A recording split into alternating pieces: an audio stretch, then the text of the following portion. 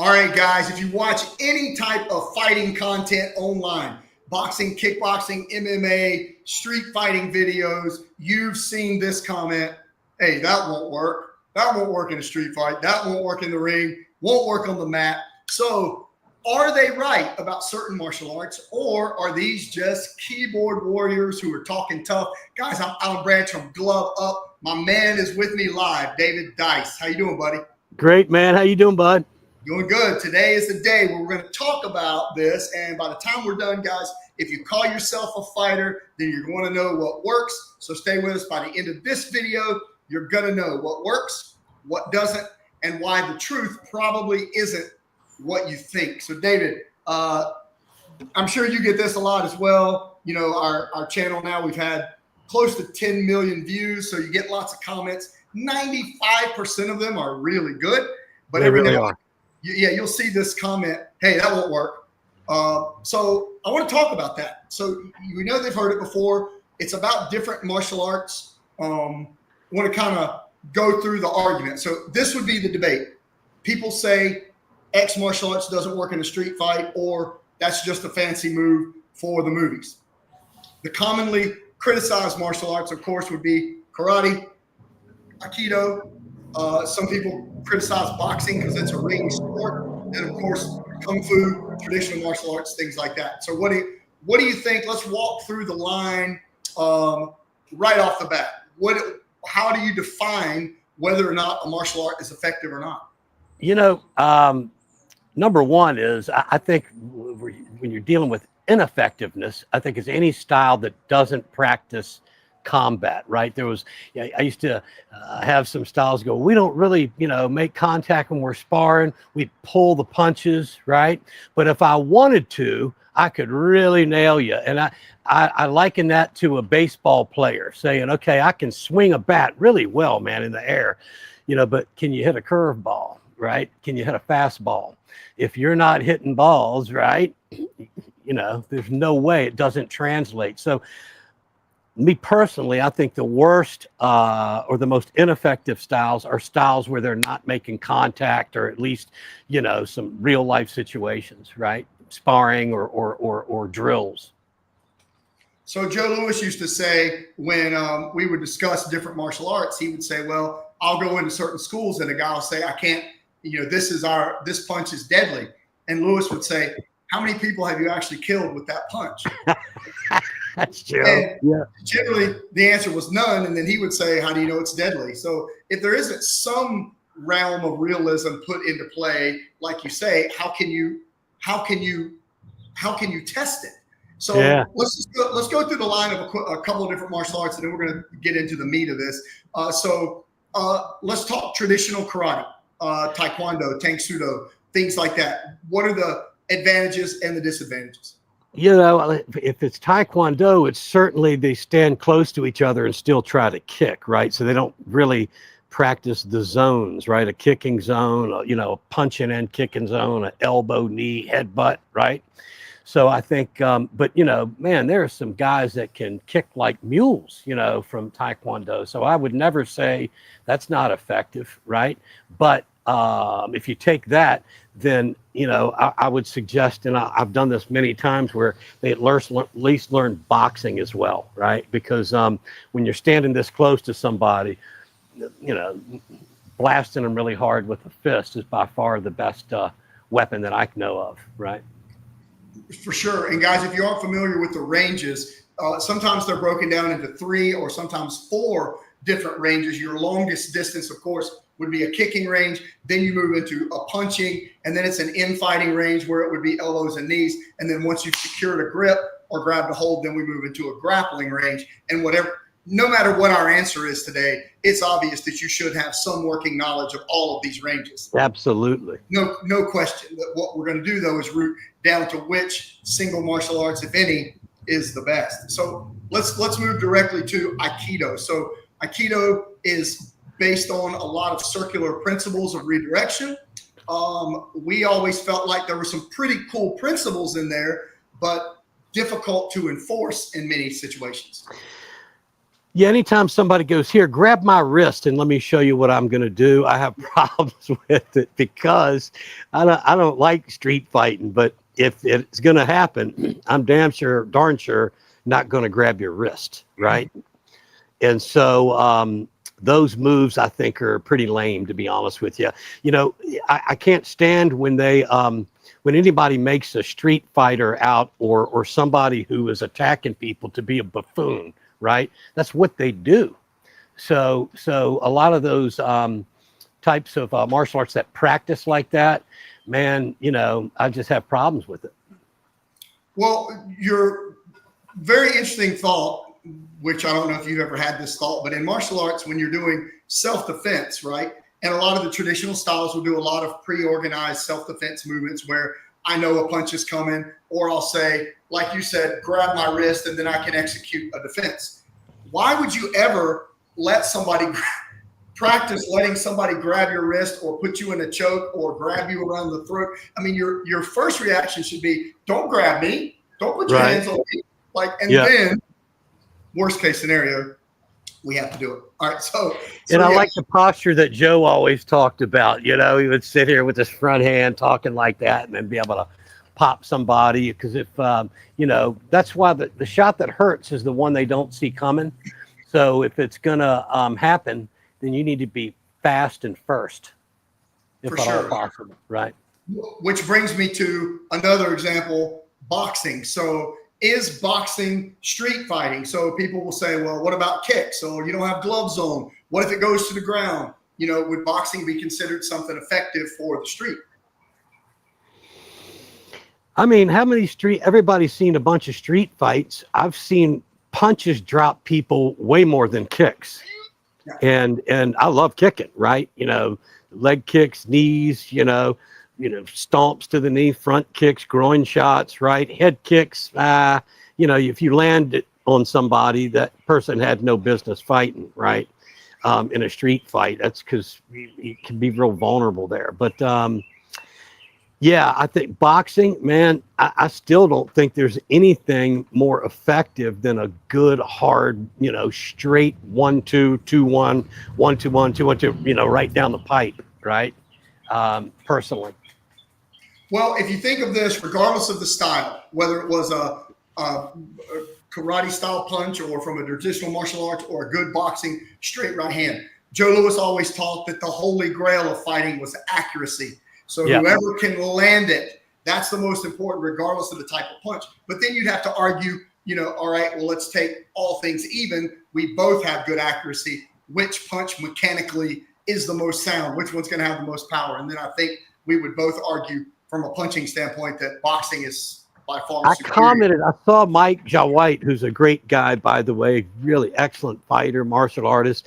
He was talking about this specifically, and he believes that a good hard right hand thrown well with torque, weight shift, snap, right, is the most powerful shot. And I agreed. Now, I had a lot of people comment in about a left hook, right, or lead hook, you know.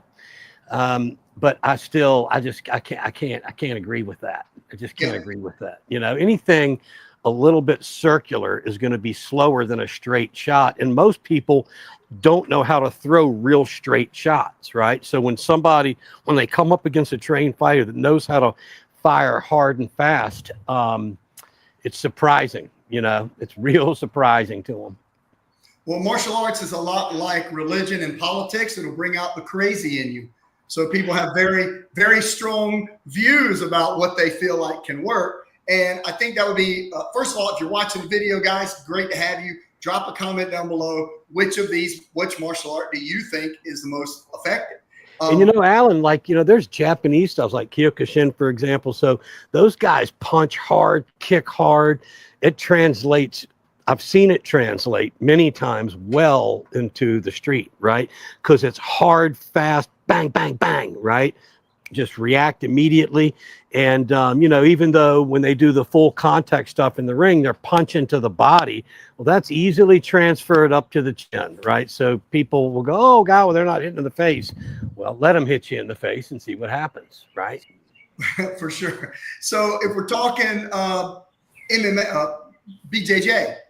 The argument, obviously it's effective, but this thing, all fights go to the ground. Kind of like, especially if they were all like they were when you're in grade school, where people are sitting around and kind of cheering you on. But if it's in a bar or anything like that, one of their buddies is going to kick you in the head, so that's the kind of the element that can be hard, right? Being on the ground. But man, make no bones about it. Brazilian Jiu-Jitsu, and people that are in, practice hard with that. That's a unbelievable martial art. And like you said, everybody needs to know some, right, of each range, the ground being a range. Otherwise, if you get in somebody's wheelhouse, you're in trouble, And what's so cool about the UFC and MMA is, man, you can see that take place. If somebody's a great striker and the guy's trying to get them and they can move, they win. Then the guy gets his hands on good wrestler, grappler, then they win, and it's pretty interesting. So I don't think there's any one style of anything that just dominates, but I do think there are some that are inferior, right, for real world combat. So let's talk about individual movement. So the fact is, if you say that won't work, so if you're, I don't know if arrogant is the right word, but if you're arrogant enough to look at any movement and say that won't work, then that means that for no person in no situation during any point of time has that particular movement ever worked. Any of it can work. Like, you can't say it won't work or it doesn't work unless you've actually tried it on multiple people in multiple situations. I think, and just let me get this out before you go on. Yeah. It can work. I don't care what style it is. It can work. And if you're Amen. good enough, your likelihood of making it work, and if you believe in it, you have confidence in it, you have a higher likelihood of making it work. The issue is, what is the risk to reward ratio of the particular movement? So a good jab has a very high reward, low risk. What are you going to do? Like, you've got to contend with the jab. You've got to defend it, block it, move away from it. It's going to create a reaction. You're not just going to destroy me because I threw a jab. But if in the flip side, if you caught me in the middle of some sort of spinning kick, I could be slammed and suplexed to the ground, and that could have a high risk, high reward. So you just have to balance out what you feel like is effective based on the situation you're in. Yep. And let's go back to two things. One, ranges, right? Very important, because you've seen people throw the wrong technique at a certain range they are and whiff it. And man, if you're fighting a trained fighter, people have no idea when you miss and your back is to them or you fall off balance. A trained fighter that has good balance and can control distance is going to tear you up. And it's wild when we hear people talk about, that guy's a natural fighter. Yeah, he is until he fights a trained fighter, then it's totally different, right? But let's also then talk about timing. So we talked about practicing stuff, right? So let's say if you're throwing a jab and you open your finger up, you're running through the woods, a little twig hit you in the eye, and it's like the end of the world, right? Eyes are vulnerable. So there's people that'll, keep their fingers open. Look at what happens in MMA. Those are the toughest cats on the planet, right? They get poked in the eye, man, it's over for a second, right? So eyes are vulnerable. So when I hear people say, oh, that won't work, Bruce Lee and Joe Louis did some of this, people would say that and then they'd make it work against them, right? So I don't downgrade any or downplay any of the martial arts. It's more the martial artist, I think, how effective, but they've got to fight with the stuff, right? If you're going to work an eye gouge and have on one of those masks and be able to jam your fingers in there, right? So if you're going to count on that technique, boy, you had best be in a combat scenario, drills, sparring, etc. Because I just, for 40 years, when I hear people go, well, we pull our punches, but if I really wanted to hit you, it doesn't work.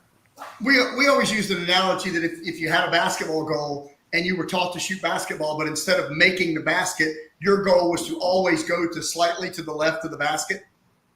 Yeah. And that's how you practice it. Don't tell me you're going to make shots. You'll get one every now and then, but your muscle memory has trained you to shoot to the left side of the basket. That's where Well, I'm going to come a little short. I don't want to hit the rim. Like, I don't want to hit you. But if I wanted to sink it, same thing with the baseball. Well, I can swing a bat beautifully in the air, right? All right. Well, can you hit a curveball? Can you hit a fastball or a changeup? It's a whole different world, right? And that's what I like in a lot of people that are in a non-contact style. And because I think they get a false sense of security, and I've seen people like that get smoked in street fights. So let's talk. Let's go over this. Let's break it down. What do you think are the 3 key factors that will determine the effectiveness of a particular martial art? If what you're throwing has leverage, so it's going to have some pop to it or some sting to it, speed and timing, and then accuracy, right? A little bit of a glance shot takes all the sting out of it. You've seen, like, in the tough man stuff that you did, right? All of a sudden, the big old guy, and somebody's just going bink, bink down the middle and interrupting their stuff. And you've seen guys that just stay straight, tear those people to pieces, right? And they are generally the guys that are in there. Most of them are street fighters. They like to scrap and think, oh, I can just run a little bit and get my win right and get in there and dominate, and how wrong they are, right? Yeah, I for a little while there, I was making a living doing that. I know. I needed to get paid, so I needed all to win. 160 pounds of you. Yeah. Yeah, it was. You're exactly right, and they're there to scrap, but straight line, just timing and accuracy right down the middle made the difference. Controlling distance, like the video we did where I was like, I'll fight King Kong from 100 yards away. So if I could just control that 100 yards, I'm good, right? Same thing in those situations. Now, taking it to the street, you're backing me up, maybe up against the wall. And a lot of that stuff is awareness too, man. I mean, we're born with a sixth sense, right? To sense danger.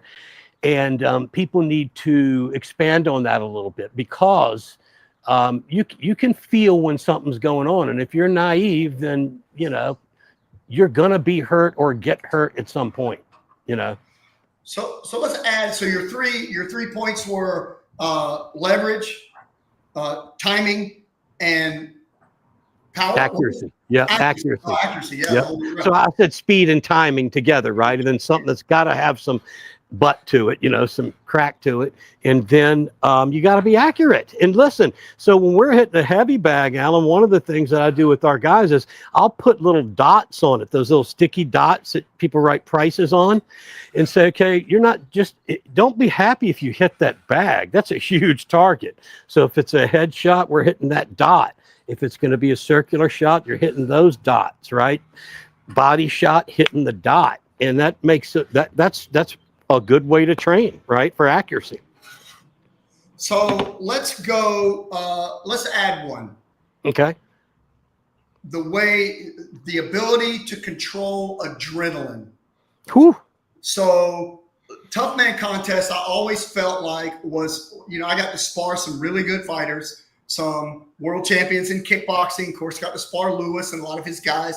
And the tough man was always harder than sparring the trained fighter, because the guys came out frantic and there was no time to set up or wait. Unpredictable. Yeah, too. Just boom, start swinging, start defending. So in the beginning, one particular fight, I literally trained probably 4 months, 2 to 3 hours a day for 3 1-minute rounds. And by the end of the first round, I was done. Humming. Yeah. No way I wasn't in shape. I was in shape, but the adrenaline, the fear, the pace, before I learned how to control that, would just suck me out of gas. Put me in front of somebody to spar 6 or 8 rounds. I'm going and saying, all right, yeah, I got one more. Let's do 10. But that 1 minute was really hard, and it was the ability to control adrenaline. So regardless of the martial art that when actual fighting begins, it becomes very chaotic very quickly. So if your adrenaline rises to that level of chaos, then your heart starts beating, adrenaline starts pumping. Man, 20 seconds later, you're done. Lips are blue when you come back to the corner, no oxygen. Yeah. So I mean, take a breath. That's one strong point. You know, if you can create distance to recover, you know, if you're BJJ and you can secure a position to recover, it's like you have to find a home place. Like home for us was a particular clinch. If we ended up getting in a clinch, but yeah, I think the ability to handle the rush of adrenaline that comes with a situation is big. And what we worked on the other day, one of the teachings we were doing is learning to be calm under fire, right? Be really, really confident with seeing a bunch of shots come at you. So when I'm training guys, and I know you do this the same, I say, look, y'all, this is like taking batting practice, okay? One guy's just feeding stuff and the other guy's having to deal with it. And some get through, and don't even get me on the headgear subject. You know, people aren't wearing headgear, they're idiots. But because it's ridiculous. It doesn't do anything. It actually makes you a more tense fighter. It's harder to learn to relax. But I think people have to be calm under fire and see all different shots coming, drawbacks, loopy ones, you know, stuff coming at weird angles. Remember Aaron Pryor, man, that guy could throw shots at the weirdest angles and he crushed people with them. So I think that's really important as well. So what about skill and system? Like a bad fighter in a good martial art could still lose. A great fighter in what would be considered a bad martial art can still win. So what's the difference there? So I mean, you know what, you and I answer these kind of things all the time when somebody goes, he was just a natural fighter. Well, I think there are natural athletes, right? Certainly we know that somebody has better genetics. But I don't, you know, this natural fighter thing, and I've seen it work against people big time. They think they're super aggressive. They're used to smoking people. And all of a sudden, man, somebody's not afraid of them. Whole different ball game. And so I think whatever it is, you have got to make sure you are proficient in it, right? And you have to have systems. So a bad fighter in a good martial art, or a good fighter in a bad martial art, you know, those things can happen. Or fighting system, let's say. That's why I love the Flow series that you have, you know, and the way we work together, where we're developing all of the skills, right? Because what makes a great athlete a great athlete? Let's take fighting aside, because everybody acts like fighting's different, and it's so funny. It's not. Right? Let one of those NFL linebackers come charging at you who are aggressive, strong, and love to bang heads, and see how effective your street fighting is, right? Mm-hmm. So what, you know, the system that you put together, where we're working the mechanics. So what makes a great athlete? They have phenomenal basics in whatever they're doing, right? Then from there, you have the coaches plays, and they run that so it's second nature. There is no thinking. You don't have time to think. So if you haven't done it enough, whatever it is, to where you just react that way, then you're not ready. You're just not ready. Does that make sense? Yeah. And something else, when people say you're born, that person is a born fighter or a born athlete, I would argue that you're not born either one. You're born a baby. Right. It's either, everybody's born a baby. It's either culture or it's coaching. So like, I never had the genetics of being bigger, stronger, faster than anybody. And early on, I got the coaching. Like, I met Lewis, and then I learned how to get stronger later, but it wasn't my physical attributes. It was the coaching that I got in that time. Right. So I received certain coaching. So it's either culture or coaching. Like, example, my grandsons, my littlest one is the only one that's interested in playing with a ball. So he's only 1.5, and he's kicking a soccer ball, throwing a ball already. Yeah. The 5-year-old doesn't even really care about that at all. He's off doing something else. So is he going to be a better athlete because he's more interested in particular sports? I think I would argue yes. Yeah. And you know, but we know there are genetics. Like, if you look at what Mike Tyson looked like when he was 13, right? I guarantee he'd never lifted a weight, maybe some push-ups or whatever, just physical, right? So we know there are people that have natural strength and speed, right? But that's still, I just, when somebody goes, he's a natural fighter. Well, that kid may be a little more aggressive, right, than somebody, but they're still not a natural fighter. That's a skill set that really is learned, and definitely translating to success against other great fighters, right? So, you could put two kids together and one beat another kid with boxing gloves on. Is it because he's a natural fighter, or is it just more physical? Who knows, right? But I do know one thing. I haven't seen a so-called natural fighter get in the ring with somebody who's super skilled and in shape and knows how to hit and win. Yeah, I want somebody to send me some clips of that. Well, you know what? That's a great example, because I was definitely not a natural fighter. I got beat up until I was 15 years old, until I learned how to throw my first punch. When I learned how to punch, I wasn't in any better shape. I didn't understand training, but I knew how to throw a good punch. The guys that I fought in the early tough man contest before it was regulated, which anybody could get in, you could have had 30 pro fights, or you could be 280 or against a guy 150. Yeah. I mean, that was crazy. And a lot of them were natural fighters, and I would win. I definitely did not have a superior advantage of size or strength, but I had skill. Yeah. Once the two of those came together, then I could fight and win without getting hurt. That was even a little better. So I think, this is going, we got a lot of people joining us in. I think the first half of this video, I didn't have it set to the right setting. Okay. And now we got a lot of people jumping in, guys. Love your comments. Any questions too? I mean, listen, the last thing I want anybody to ever think is that we feel like we know it all. We're just sharing, both of us have over 40 years of doing this full time, literally close to every day, on a lot of different levels of competition and training, competitors that have been world champs and national champs, state champs, blah, blah, blah. But we've been on the consummate hunt for information, and I still am. And this is all I do is, at night I'm watching people and saying, man, why does this guy have this? And how is that working so well? And so we're always open for feedback, but we are going to share stuff that we know through trial and error and experience, what works better than something else, right? For sure. And, you're one thing that I think about is this: when you see these guys, and this is, hey, you do you, but if you're a 6'4" steroided monster who's obviously dropping $600 a month on performance enhancing drugs, and you're built like a bear, you can't teach the regular person how to fight. They don't have your build, your genetics, your mental makeup. They're not the same, right?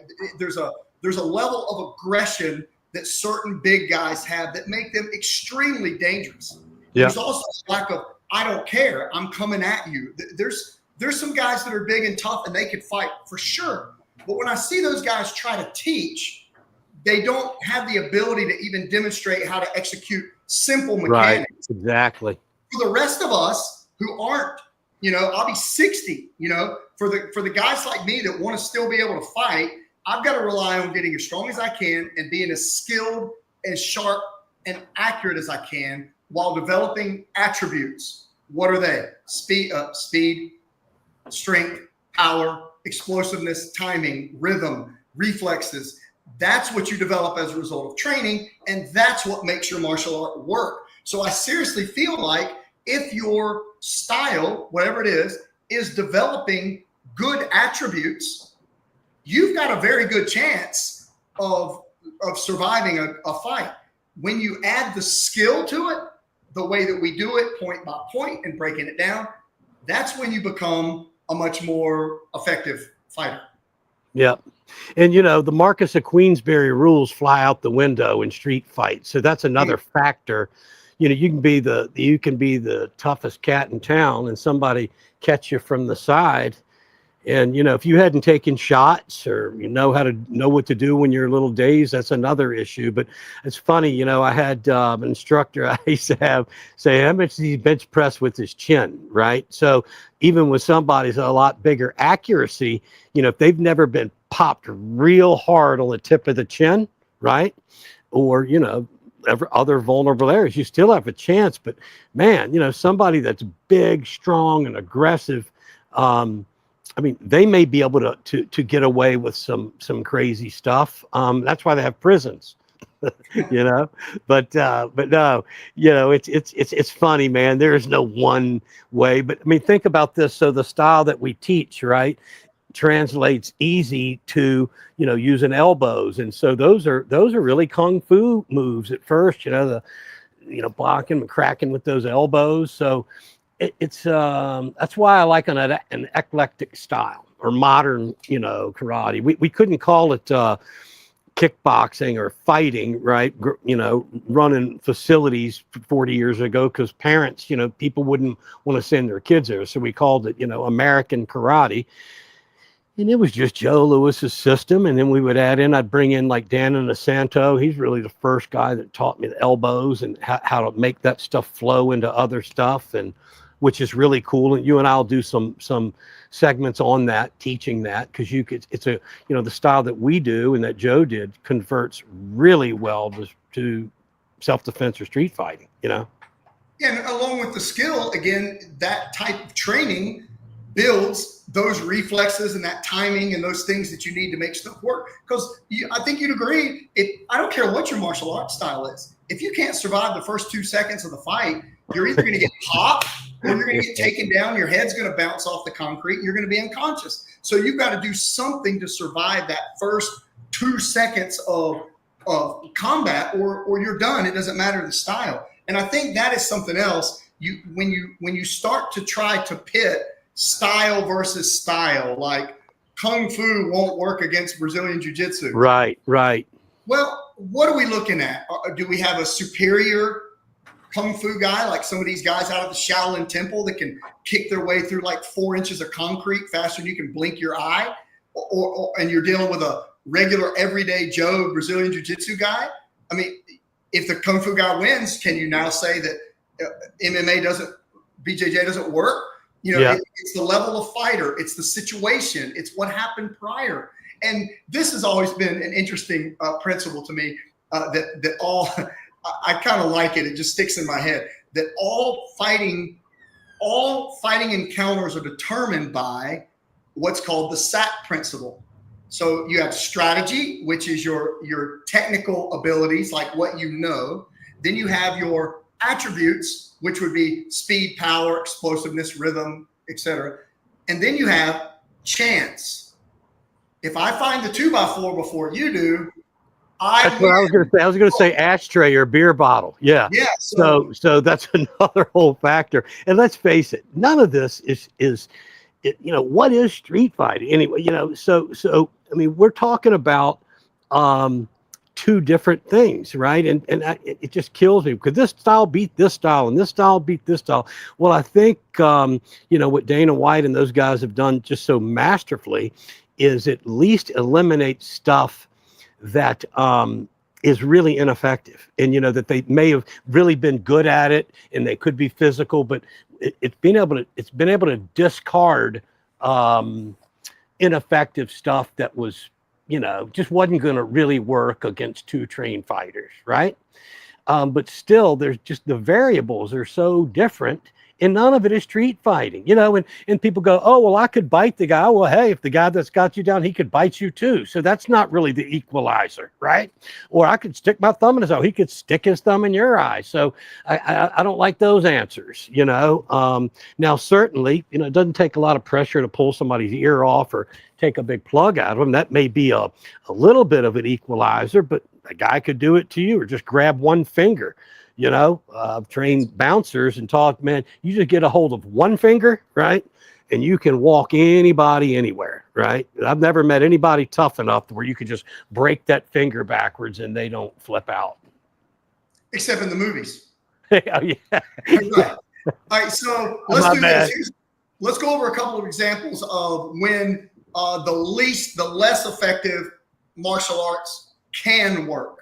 And this is one thing that I think that if you have on a badge and you're in a position of authority, then unless you've got that rogue, drugged out psycho, there is always some sort of level of submission that comes with knowing the other person has a position of authority. So some of the wrist locks and things that lead people into cuffing, I think a lot of that is there is a bit of submission. If I fight this officer back, first of all, his partner may shoot me. I may be taken to jail. I'm going to have assault against a police officer. That little bit of apprehension can give a well-trained officer. And there's some guys, man, they take, somebody full swinging baseball bats and they just take it, charge it, which takes a lot of guts, man. You're stepping into a lot of practice too, right? But yeah, it's just interesting. We can analyze street fighting all day long. Bas Rutten, he has some great stuff on that, right?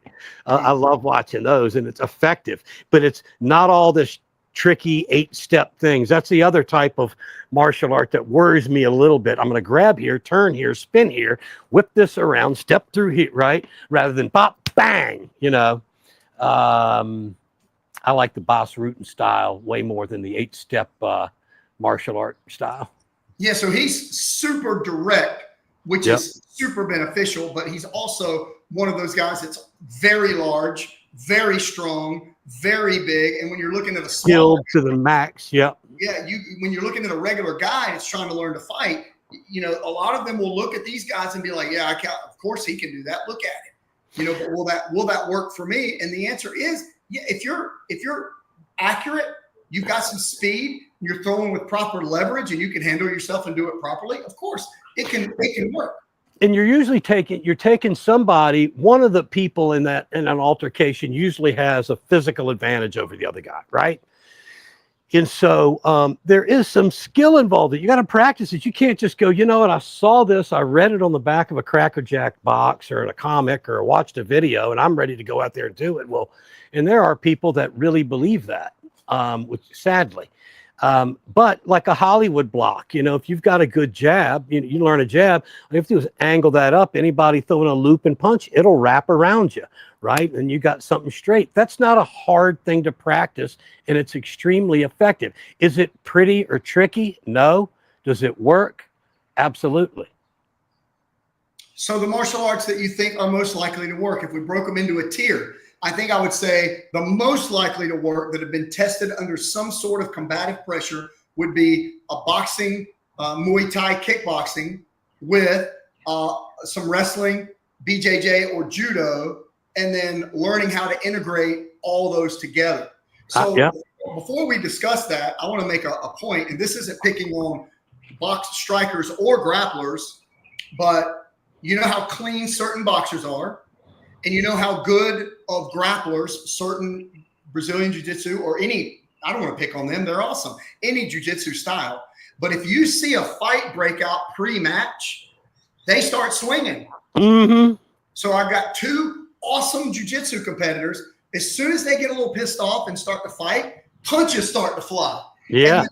And boxers who are known to be these super precise, accurate fighters, when the fight breaks out, they're punching like street brawlers that are half drunk and attacking someone. So I go back to my original point, your ability to handle adrenaline when the rules are gone. We're not on a mat. You don't have on a glove. Nobody's going to say time. We have to actually fight. If you're prepared for that, you've got regardless of your martial art, you've got to handle that stress that comes in first. And guys, that's fight or flight syndrome, and if you naturally are, hey man, protect yourself by getting away, that doesn't mean that you can't channel that into the situation that you need to, right? So, because a lot of people may feel weird if they get nervous, right? And I love it when people go, well, nah, that guy's not nervous before a fight. That's the biggest crock on earth, right? If you're not nervous, you're a psychopath, right? And you're not going to win. That it's learning to deal with those nerves, right? Or what your gut may be telling you. And that's what courage is, right? Courage is you have that feeling, but you still go forward, with confidence. Like Mike Tyson, you don't think he's a rough, tough cat? Talk to him. He was a nervous wreck, and I love how honest he is, and just I admire him, and people don't realize that guy was a technician. People used to think he was just a brute. It wasn't that big. he was crisp and clean and fast. And when he was at his peak, man, he wasn't in front of you. He'd rip, change the angle, right combos. Everything was perfect, full torque, plenty of power.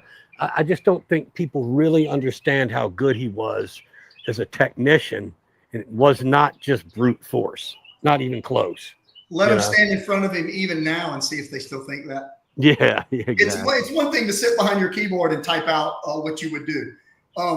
Which you, in the early days of the Toughman contest, there could be 100 fighters. They come from everywhere. This is, again, before regulation. And they would put us, like now, who you're going to fight. You get to train for them. You can watch tape, whatever.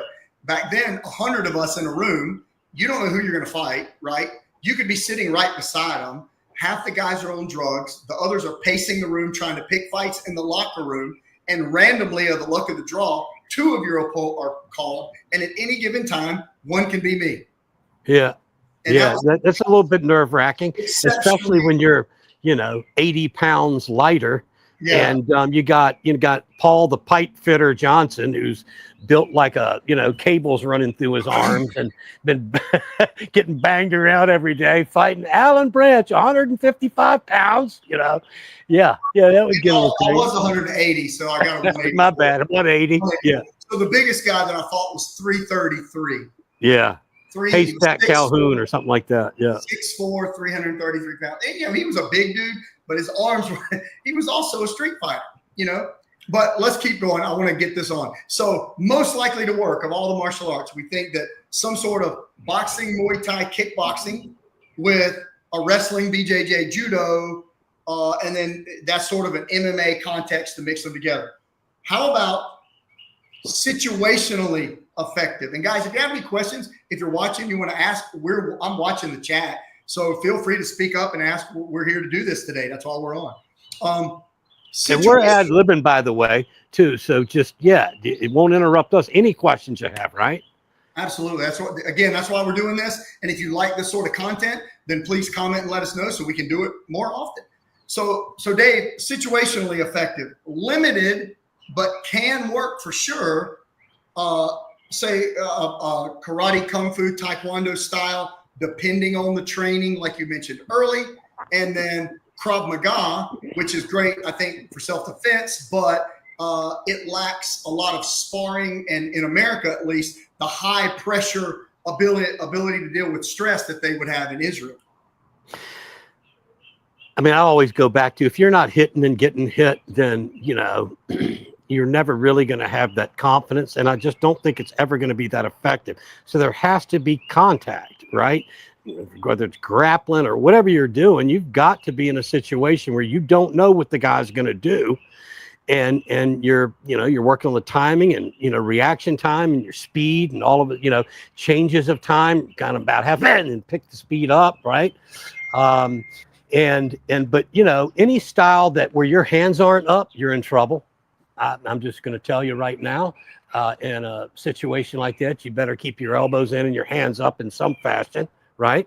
Because where do people try to crack you? You're most vulnerable in the face, although there are plenty of other vital areas. But I think all in all, you've hit the nail on the head. You need to know how to strike.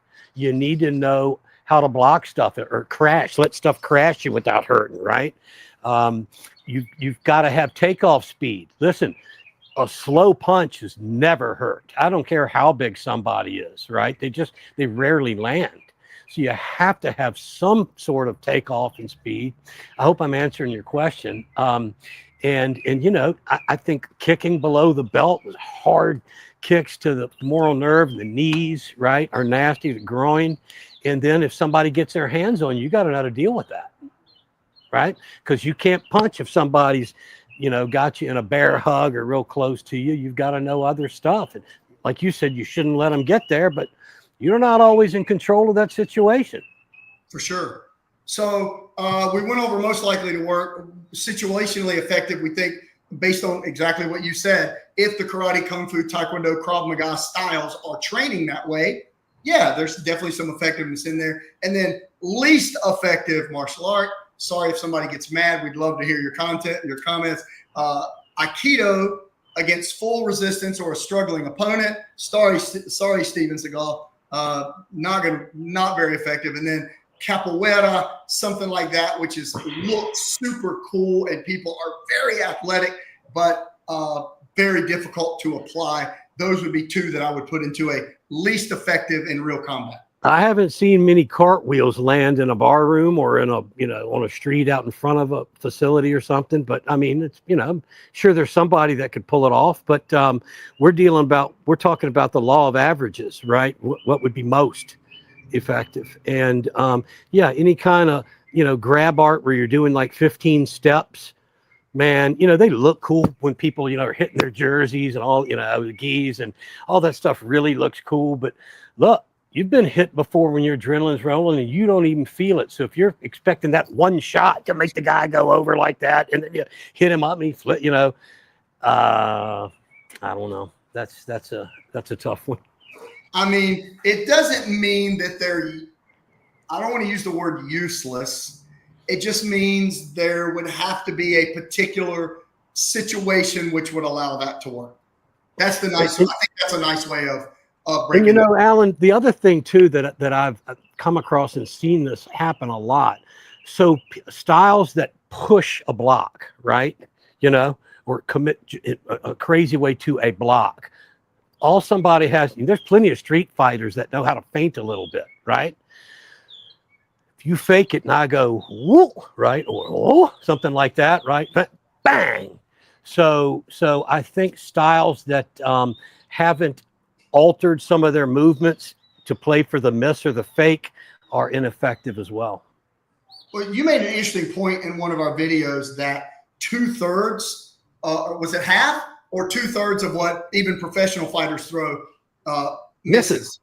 The best fighters, look at the stats. Oh, his punch stats, he landed, 37% of his, so he missed, right? The majority of them. So you have best play for the miss, right? And that's what the first thing you and I both do, teaching people how to punch and cover. Because if you're punching naturally, people don't understand why your hands come down, by the way, when people fight like that. It's because it's human nature. It's called proprioception. When you're doing anything through space, your body thinks it's falling, okay? If it were ice on the ground and we stepped up and your foot slipped, your hands go down for balance, right? So this is why this happens. When you're punching, that other hand comes down naturally for balance. So a trained fight, you've got to train that punching and covering. But you have to against great fighters because you're going to miss. And if you miss like this, Ray Charles could smack you in the face, right? So you have to, there's just so many elements to it at a higher level that people don't understand. They think they do. They think they understand. One comment that bounced through was that, in their opinion, boxing was the number one. And I'm going to agree with you there. His comment just popped up a second ago that boxing is number one. So here's why. It's not because you can control a ring. It's not because you can outpoint a guy in a boxing match. It's because you understand the give and go of contact. You've been tested under some pressure. Let's call it good boxing, though. Let's call it good boxing, right?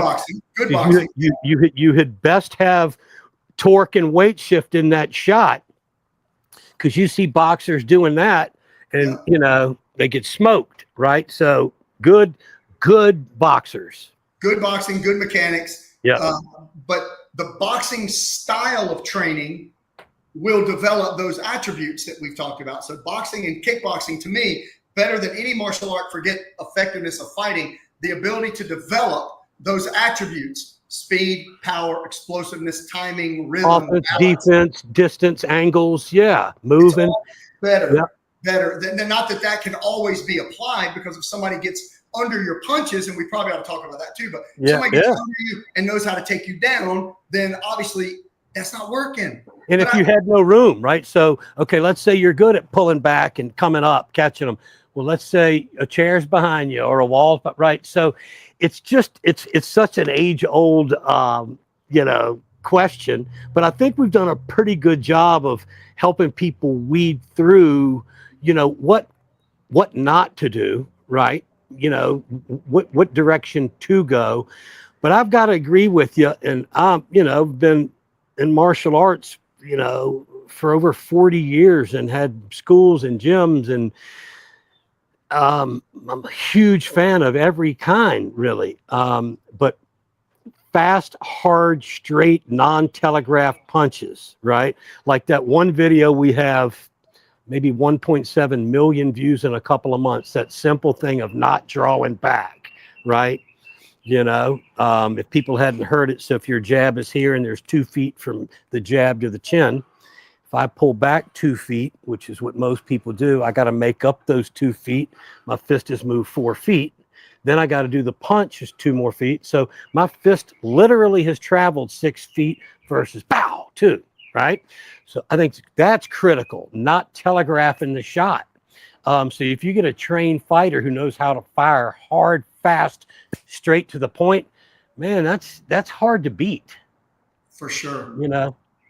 So let's talk about it. How to make, so we've got all these different styles. You've got all these different practitioners. You've got all these senseis, all these people that are teaching their way of doing things. We think pretty accurate on what we feel like most likely to work. Boxing, Muay Thai, kickboxing, wrestling, BJJ, judo, a hybrid of those.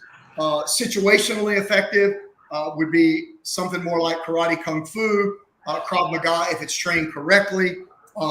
Least effective in combat, probably something like Aikido or something flashier like Capoeira. But if that's my style and I'm just hard-headed and I don't want to change, and that's what I'm going to do, what are some things that we can do to make that style more effective? How do we make it work? So the first one I'll let you talk about is attributes over style.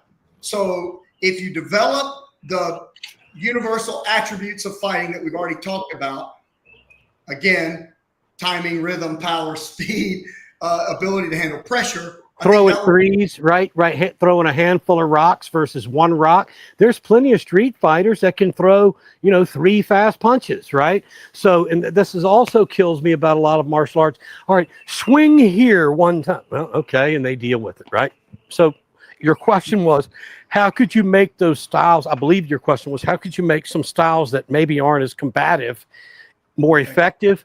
You got to have people coming at you at different speeds, combinations, different distances, different strengths, because all right, you throw this and I'm going to do this. Unless you've done it 10,000 times and that's what's thrown at you with nothing before it, it could work, but you had best have a bunch of different stuff coming at you. Is somebody going to attack you? Listen, one of my favorite fighters of all time, and I think he's probably arguably one of the best ever, Andrew Toney, right? I mean, middleweight, incredible, beat Holyfield like he had done, stolen something from him at heavyweight, tough as nails. But then he went into the octagon with Randy Couture, right? In a controlled setting in a sport, and it lasted no time. So in that situation, clearly wrestling and taking the guy down and grappling dominated it. So it's just situations, man. But I would say you have to practice a bunch of different situations, regardless of your style, if you're going to make it work, right? Well, that would lead into number 2, which is add realism to whatever type of training that it is. There you go. So I think you pretty much covered that one. Yeah. And then you remember, you take out the beer bottle, the ashtray, the cigarette flicked in your face, there's all kind of crazy, savvy street fighters. Joe Louis had the one where he'd be drinking out of a glass and just drop it, right? And everybody looks down to see if that glass is going to shatter on the floor, and by the time their eyes glance down, bang, so you got to deal with all that too. My buddy Jim West has some real interesting nasty stuff for bar stuff and street fighting as well. So the next one, so how do you make a martial art better, or how do you make it more effective? 1 is develop the attributes. 2 is add realism to the training. 3, the obvious answer is to cross-train. So if you're doing karate, follow even some of these videos and tighten up your defense and learn how to release your punches, get the mechanics behind it. But if you're primarily a striker, you should learn how to defend a takedown. I feel like we started as MMA was first blooming. We were already fighting in sport jiu-jitsu, training in shoot fighting, and worked with the Machados in early seminars way back as UFC was brand new. So we were learning some pretty cool stuff. Still to this day, I would stick to my framework there for self-defense, which would be get really good at defending a takedown. We used to bring judo guys into our kickboxing school, and we're buddies, and just say, look, I'm not going to hit you. Just try to take me down over and over and over and over. Like, I just want to get good at it and teach me what you know, right? So have a good takedown defense, learn the basic positions, maybe 4 of them, a good submission from each one, and a good reversal, and get really, really, really good at self-defense on just a couple of good positions and reversals. It's kind of this: if you're a striker or a martial arts person and you haven't learned yet, just remember, as long as you know where you are, you're not lost. The problem is the boxers will go into the octagon trying to use boxing against a montage of different things. They are also boxing.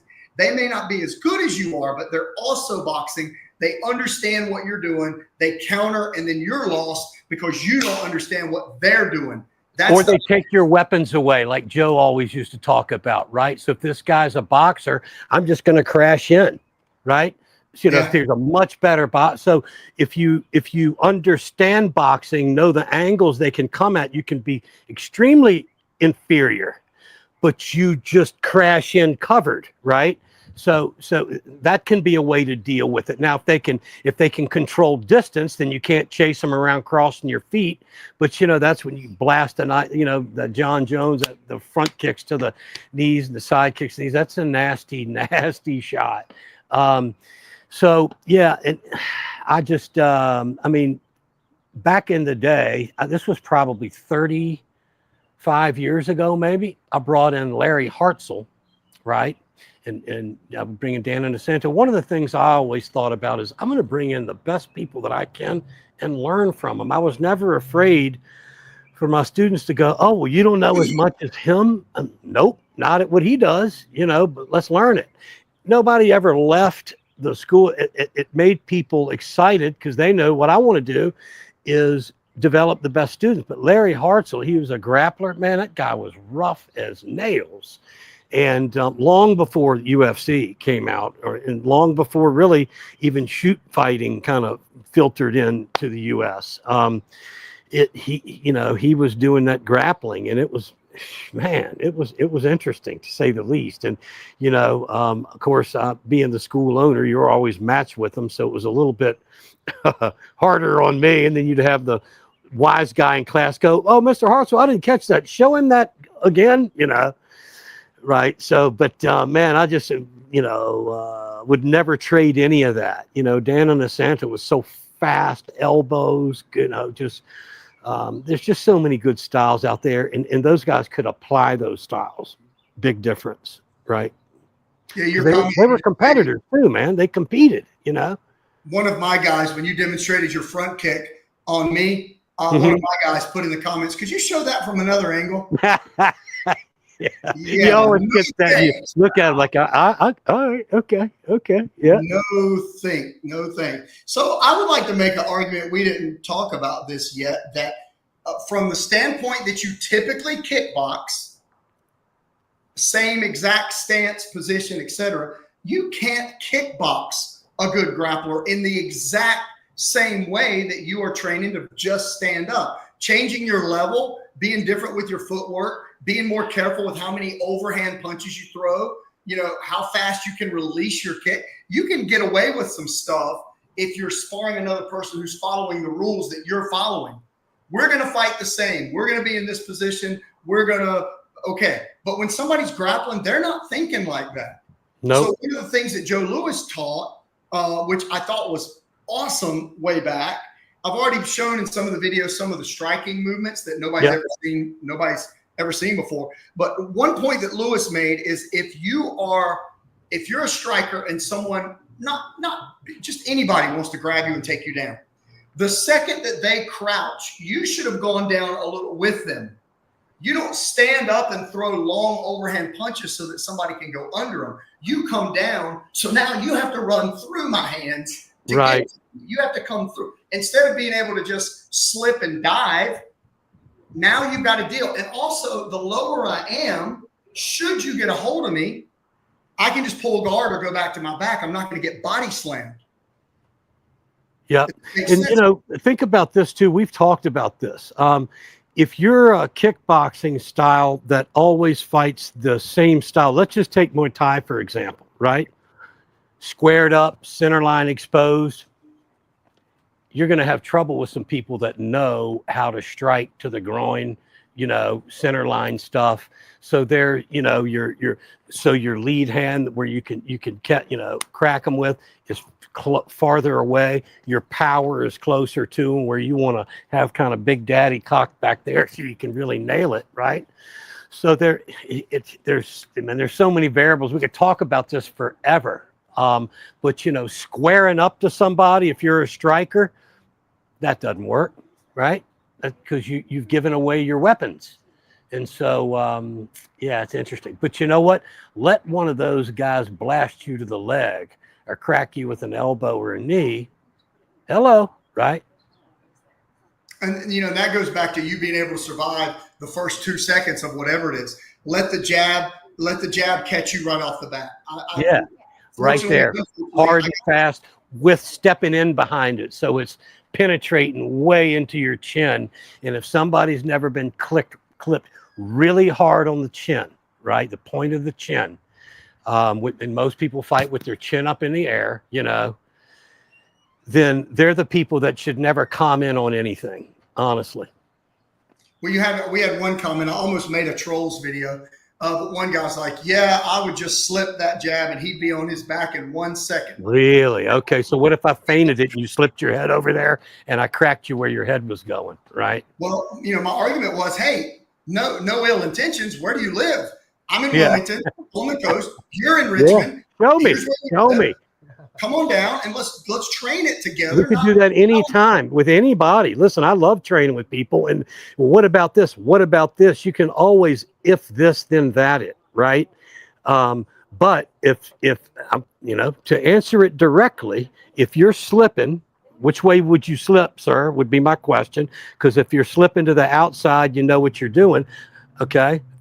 That's the way you're going to fight. We'll just feint that, and I know where your head's going. If you're slipping to the inside, well, you're already going to be in trouble with the right hand. So it just, you know, it's funny, man. You know what? It's also assuming that because striking is our primary art, that we don't understand how to defend, you know, a takedown. Or, you know, if you crack it with that, I mean, I'm not sure there is. You can always, if this, then that, anything. Right. Sure. But no, slipping a jab is very effective. Yep. Right. Slipping a jab and crashing in is very effective. How many people that are pros do you see do that effectively? Pros. Now, I'm sure the guy that called, he wouldn't have said something like that if he was a pro fighter. But listen, it's way easier being a keyboard guy and knowing a little bit of something. A little bit of something just makes you dangerous to yourself, not to anybody else. Well, I think this is where, you know, the entire style, the idea behind Glove Up is to provide drills and techniques for all styles to improve regardless, and universally across the world, no matter where you are or what style you do, every time you work on striking, somebody says, hey, glove up. Let's glove up. So it doesn't matter if it's boxing, kickboxing, you're a karate guy, you're putting on an MMA glove, a kung fu glove. It doesn't matter. Everybody gloves up. So how do we improve that striking? And it's through drills. So it's obvious at this point. And if you've watched any of these videos, I strongly suggest you go watch the video with Dr. Rawlings on your brain. Neuroplasticity. Yeah. Especially if you're young and you're a little bit, I get it. Right. But if you're a little bit cocky and you're a little bit younger, you need to understand what's happening to your brain when you're taking all this contact, this impact. Again, pot calling the kettle black, wars in the gym to get ready for fights.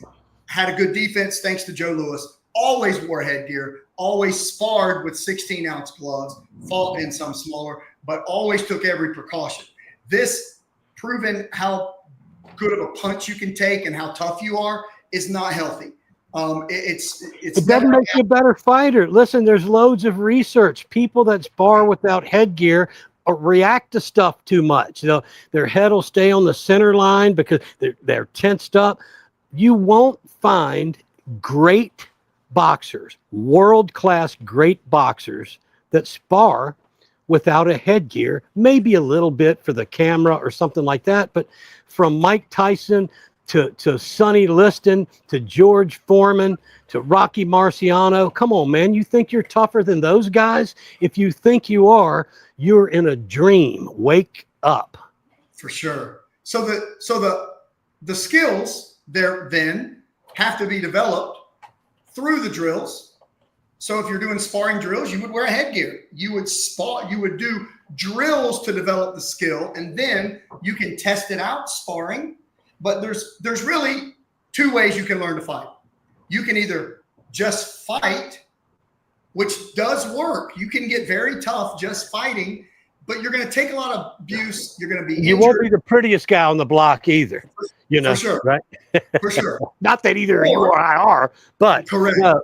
Not put us in a position of authority here or not. So you can either fight, or you can do drills that build skill. Yep. And then if you're going to compete, situational sparring is totally different. But I'm talking about ding ding, work your stuff, right? If you're not wearing a headgear, you're behind the times. You haven't studied brain injuries. It's crazy, and you're not going to be as good of a fighter. I'm just telling you. I don't care how long you've been working out for 5 years or 6 years at this school and this gym. Okay, we've been doing this for 40 plus years, and our teachers had done it for 40 prior to that, and are world class, right?